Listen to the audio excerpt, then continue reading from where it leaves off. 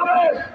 গণহত্যার বাচ্চা জয়ীরা ভারতে থাকবে আর আপনারা বাংলাদেশে বসে রায় ঘোষণা করবেন। বিচারের নামে চতুর্ভুজের আমরা মানব না। কথা স্পষ্ট কথা, আপনাদেরকে বলেছিলাম বিপ্লবী সরকার হন, আপনারা বিপ্লবী রূপ ধারণ করতে পারেন নাই।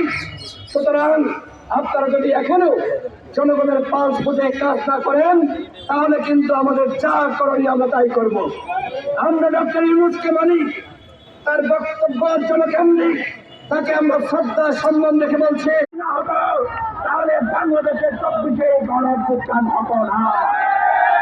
সুতরাং আজকে যাদেরকে বিপ্লবের ঠিকাদারি নিতে দেখা যাচ্ছে, 71 ঠিকাদারি নিয়ে সমগ্র বাংলাদেশের দায়িত্ব নিয়ে ফেলেছেন, আপনাদেরকেও বুঝতে হবে সেই ব্যক্তিগত সংঘাত, এই যে সহিংসতা, এই যে গৃহযুদ্ধের উস্কানি তৈরি হচ্ছে, আপনারা কিন্তু এর দায় আনতে পারবেন না। উপদেষ্টা মহোদয়দের উদ্দেশ্যে বলতে চাই, আপনাদের জানার কথা, চেনার কথা, এই যে তরুণ যুবকরা যারা হামলার শিকার হয়েছে তারা আসলে কারা। আপনার দ্রুত ব্যবস্থা গ্রহণ করুন, আর নাহলে রাষ্ট্রের স্থিতিশীলতা এবং সংহতির জন্য আমরা কিন্তু দায়িত্বের জায়গা থেকে সহযোগিতা